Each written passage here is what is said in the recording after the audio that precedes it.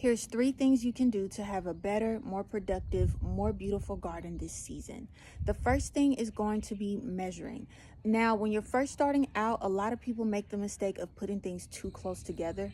For years, I planted my plants too far apart, and I didn't realize until I started working at a botanical garden that the pros will take the time to measure the spacing in between plants.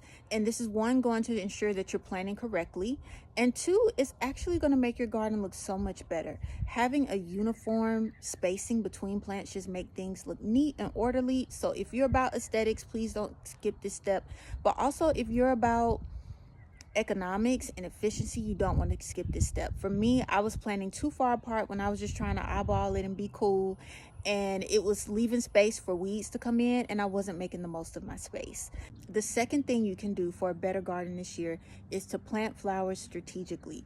We know that flowers are beautiful. We know that they attract pollinators, but they also can be used as a first line of defense against weeds. For me, I like to plant my flowers at the perimeter of the beds and at the corner of the beds because that's where I get the most weeds. But some of the best advice I heard last year was if you have weeds growing in a spot, you need to plant something right there. What better to plant than flowers? Because a lot of times in those spots is not enough room to put another vegetable plant there. So put a flower there, and if it grows big and beautiful, great. If you have to cut it back or if it doesn't grow to its full size, it's okay because you weren't looking to it necessarily for productivity anyway, and it's going to make your garden more beautiful. The third thing is vertical gardening. Vertical gardening gets a lot of hype for a reason.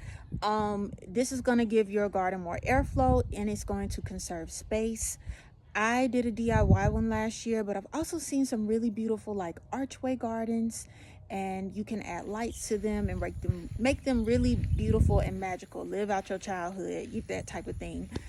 So those are just 3 tips that you can do that's going to make your garden more productive, help you make the most of your space, and make it look good, because over the years I've learned that's something I actually care about. So happy planting, happy spring.